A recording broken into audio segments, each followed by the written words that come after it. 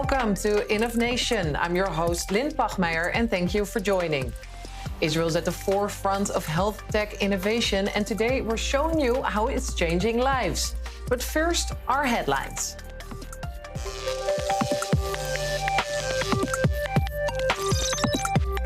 A leading player in the med and health tech scene has descended upon Israel.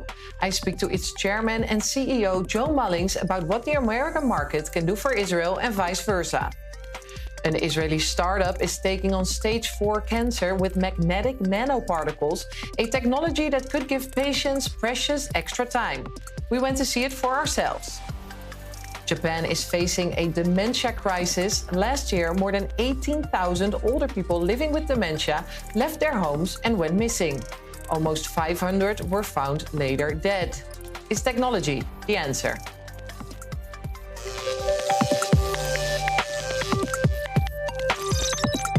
Israel's health tech sector is brimming with innovation, but it hasn't had the same global reach as the United States. That's where the Mullings Group enters the picture. As a leading recruitment firm for medtech and health tech experts in the US, they are now expanding into Israel, aiming to bridge the gap between Israeli ingenuity and American expertise. I sat down earlier with Joe Mullings, chairman and CEO of the Mullings Group companies. Let's take a look. You've already had a presence for over two decades, if I understand correctly, in Israel. But now there's an official branch. So why here and why now? Well, first of all, thanks for having me. If you're in the medical device industry, we're in the US. That's the number one market that everybody wants to go to. But there's only one market like the Israeli market in the innovation around medical devices. In a nation of about 10 million people, the amount of technology that come out of here that really have changed the face of medical devices and curing millions of patients, not in the US, but around the world, really is unmatched pound for pound around the globe. And why do you think that is? Gosh, I think first, some of it has to do with the culture. A lot of it has to do with the intelligence as well. And a lot of it about the drive and desire. When you're an organization, when you're a country that is constantly in a state of pushing technology because everybody else outsizes them, and we find a lot of this technology comes out of military. A lot of this comes out of the thought leaders in that area that finds its way into medical device. So I think that's part of it. And I think the Israeli culture always drives harder than most of the other nations I've worked with around the world, which is many of them. And they have a single-minded pursuit of once they pick a target, they go after that target unabashedly and only stop when they reach that destination. So we enjoy working with that. So how is it different from the US market then? The US market does innovation, but maybe not on a per capita output that Israel does, right? So what the US market does extraordinarily well is scale, treat patients just because of the population, commercialize, and manufacture. Israel innovates. They're not known for manufacturing. Part of it is a footprint. Part of it is just the pure landmass you can't do it with. So the US needs an innovation partner in the medtech industry. And so we focus here in Israel on what we can do. Create an idea, bring it far enough along, prove it clinically, prove it from a safety perspective, then bring it to the US. And there in the US, they'll either get financing and or they'll get acquired for scale. Mm-hmm. So that scale happens in the hundreds of millions where you don't have that scale here. So what are the challenges that Israeli companies face when they want to recruit talent from the US? It's a good question. So we do a number of things. We build the teams, recruit, but we also offer advisement on how to manage through to that. One of the strengths of an Israeli founded company is that they believe they can do everything. And that's a strength of theirs. The problem is they believe they can do everything.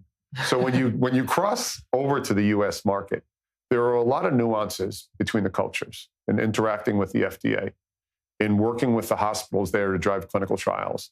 And then eventually also getting that same belief and that same commitment 7 hours away or 10 hours away sometimes in California, 7 hours on the East Coast.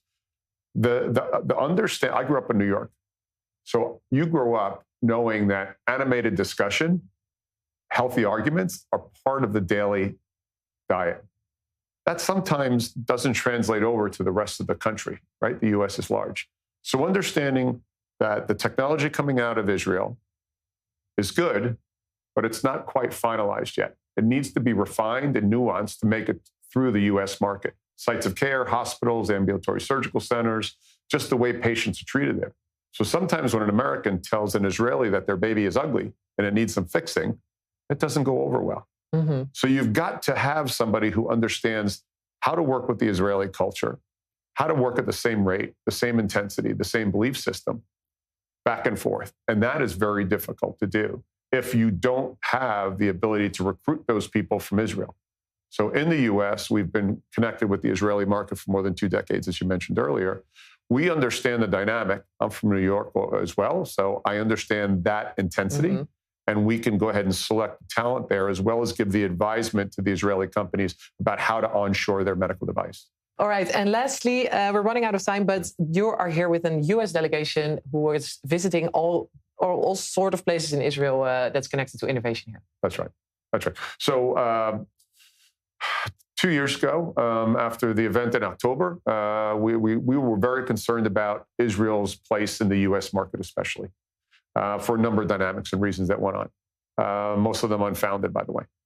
We had created a U.S.-Israeli delegation, so a number of U.S. business people, bankers, professionals, strategics out of the big med device companies put together a delegation, and we came over to Israel, and we visited a number of the incubators, a number of the government programs that are pushing forward that technology. So we continue to do that every year now. We believe that the U.S. needs to know that Israel is stronger than ever, that the investment community here is as good as ever. The venture capital deals that can come into this country that will bring the medical devices back to the U.S. are better than ever. And that continues on an annualized basis. So we're in town for a couple of days to visit some of the technology sectors and the people who are moving Israeli medtech forward. Well, we're happy to have you here in Israel and at our I24 News studios. Thank you so much for joining us, Chairman and CEO of the Mullings Group of Companies, Joe Mullings. Thank you. Now on to a concrete example of what Israel has to offer. When cancer spreads, it becomes responsible for more than 90% of cancer deaths. But an Israeli startup is testing a groundbreaking technology that uses magnetic nanoparticles to target stage 4 tumors, offering patients precious time and new hope. Host and correspondent of our French channel, Christopher Barolin, went behind the scenes. 20 million. That's how many new cancer cases were detected worldwide in 2022, a number that continues to rise. American studies estimate that more than 90% of cancer-related deaths are caused by metastasis, cancer cells that break away from their original tumor and spread to other organs. An Israeli startup is working on a way to tackle this challenge. Meet New Phase. Based here in Petah, Tikva, New Phase, founded in 2013, specializes in technologies aimed at treating metastatic cancer. At the center of its innovation, nanoparticles administered directly to patients. The idea that the company is based on is to order, again, a prolonged patient life without side effects. In order to do so, we found out that if we be able to manufacture nanoparticles, that we'll be able to control the temperature inside the body. Inside this vial are the nanoparticles in question. They're made with iron oxide, which is why when a magnet is placed nearby, both the liquid and the particles move with it. And the idea for these nanoparticles stems from the personal story of one of New Phase's co-founders. Some story of my co-founder, Dr. Afichov, when his mother, she had a lung cancer many years ago. She passed away, but the outcome of her disease was some idea. To understand how the technology works, we're heading to the Rabin Medical Center, Bellinson Hospital in Petah Tikva, where the clinical trials are underway. 27 patients are currently enrolled in these trials, conducted in a room dedicated to New Phase's research. The nanoparticles are administered through simple IV infusions. A normal blood vessel, and you compare it to a tumor blood vessel, you see that different. In the tumor, it's completely destroyed. You have what we call pores, really hollow. So the nanoparticles go into it, but this is a simple concept. Nanoparticles tend to concentrate into tumor. That's not from our experience. It's known in the literature that nanoparticles go to tumor because of the property of the tumor blood cells. Once the nanoparticles enter the cancer cell, everything happens right here on this treatment bed. We insert the bed inside, similar to a CT scan, MRI scan, other modalities of scan, and there is a coil that is hidden inside here, and it's irradiating a magnetic field through the torso area. After we reach the target area, which is in the torso, mainly in the torso, we apply the magnetic field. After 15 to 20 minutes, the treatment is done. And how the heating process is working here? Yeah, so similar to induction heating in the kitchen. This system applies also a magnetic field, exactly in the same concept as induction heating in the kitchen oven, and it heats up the metal part inside that is located inside the nanoparticles. But why does this process destroy only cancer cells? It comes down to the difference in resistance between healthy cells and tumor cells. First of all, we have to understand that cancer cells are fragile compared to normal cells. To destroy normal cells by heat, you need higher temperatures. It's enough to about 45 to kill a cancer cell, to destroy the membrane that is very fragile. Another key factor, healthy cells can withstand significantly higher temperatures than cancer cells. New Phase doesn't claim to cure cancer, but aims to extend patients' lives. I'm not speaking about cure, I'm speaking about prolonged life. Okay. And in our technology, since we don't have any side effect or toxicity, we can make more and more treatment. We had even a case in Israel where a patient with an estimated time, even if it's a hard question, on how long the life can be. It's hard to say, but just remember that all the patients, as of today, enrolled to those patients, they exhausted all other treatments. So what we expect is to prolong life and without side effects. That said, the quality of life of those patients will be different in comparison to the current treatment. Today, 27 patients are taking part in the clinical trials in Petah Tikva. For large-scale development, New Phase is looking towards the United States. The FDA, the U.S. Food and Drug Administration, is closely following the progress of the Israeli team. In the near future, since the FDA acknowledged our result in Israel, so in the USA, we will have to run the same study, but only with 9 patients, because the FDA was acknowledged and were impressed with our results. The current clinical trials are expected to continue for several more months. New Phase hopes to scale up the technology within the next 2 to 3 years. This technology doesn't promise a cure, but it may help patients gain precious time, improve quality of life, and perhaps open new horizons in cancer care. Now, from breakthrough startups to cutting-edge hospital innovations, Sheba's Medical Center's innovation arm is helping turn medical research into real-world solutions that improve patient care. Now, for more on this, I'm joined by Dr. Shani Perry, Head of Business Development at ARC Innovation at Sheba Medical Center. Dr. Shani Perry, thank you so much for being with us today. This region is filled with innovation. Proof of that is the Health Day at Cyber Week taking place at the Tel Aviv University this week, where all the latest innovations are discussed. So what are you most excited about? Yes, sure. Thank you for having me here. Very excited to be here. Right, a lot of innovation is happening at the ecosystem of healthcare here in Israel. I think what I'm most excited about in terms of when I look at it, at least broadly, I see more and more technologies moving from being point solutions or solving something that is rather small towards clinical platforms that are looking at the entirety of the, let's say, patient journey or a need that is broad enough to then be solved and not to have the healthcare provider then need to adapt several different technologies or interact with different companies. And we see that happening in a decision support tool that not only look at one disease or one condition, but look at the entire patient population that is relevant.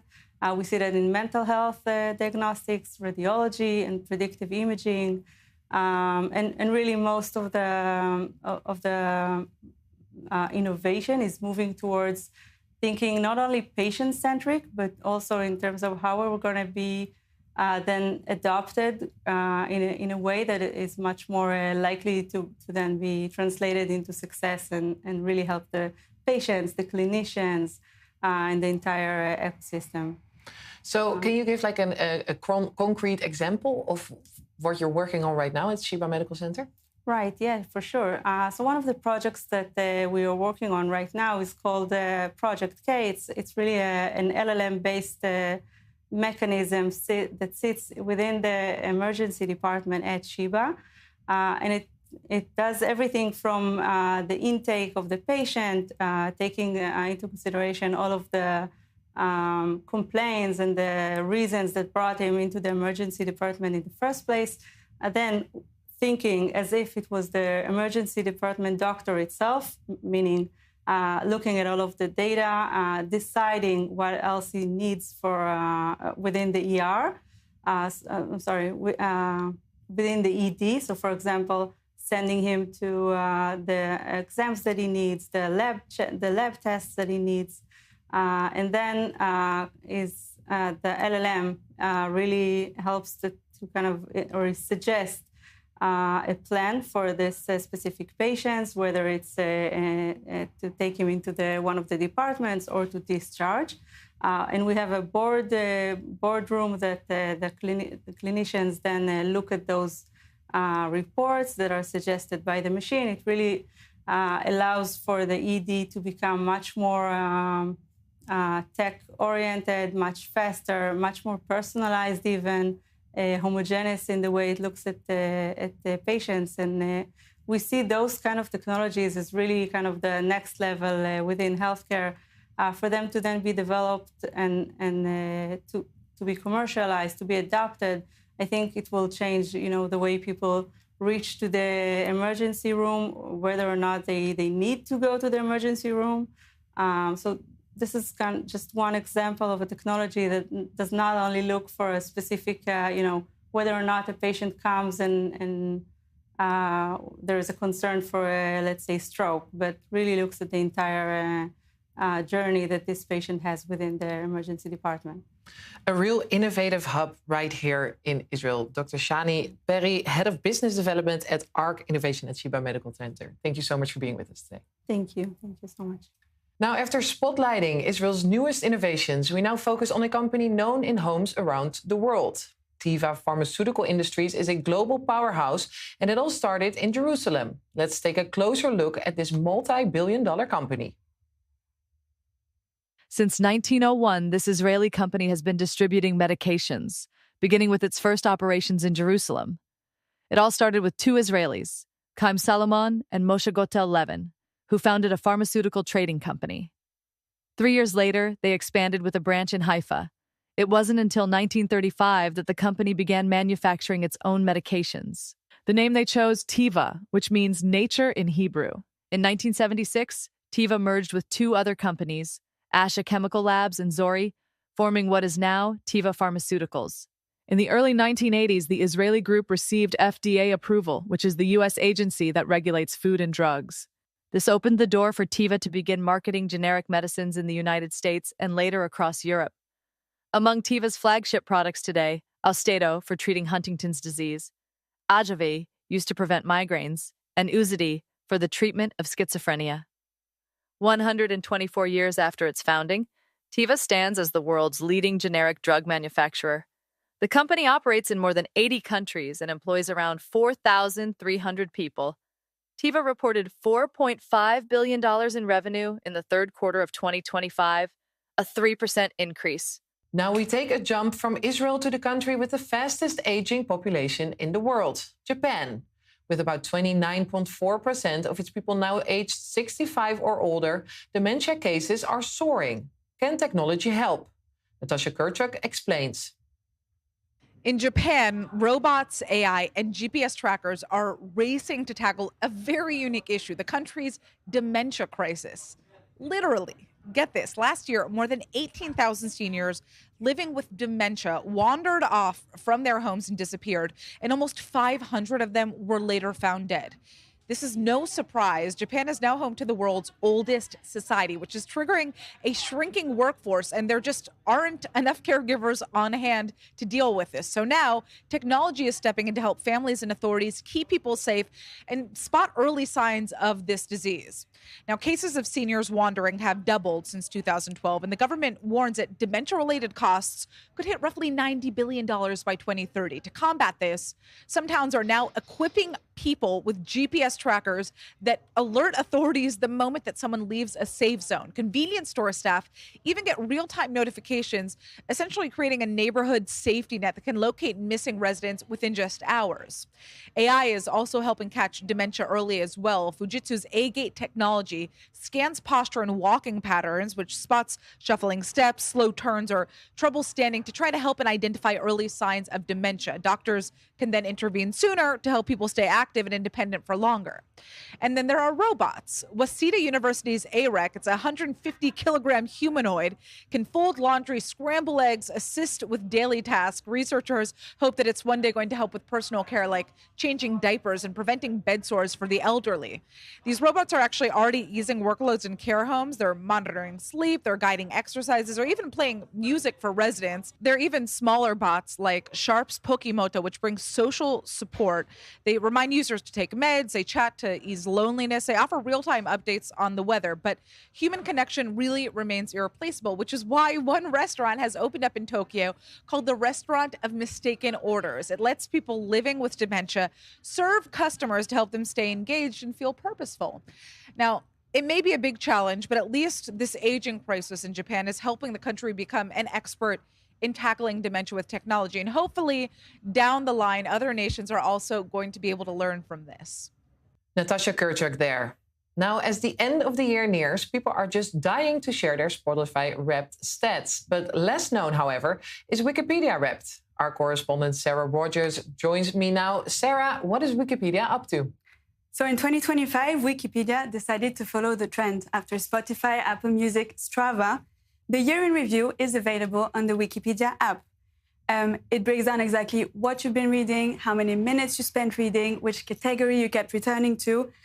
It's basically your Spotify Wrapped, but for your culture. Wikipedia also revealed, though, what the world is watching on Wikipedia. So the most viewed page of the year, Charlie Kirk's, with 45 million views. And the second, Death in 2025, apparently a big draw on Wikipedia.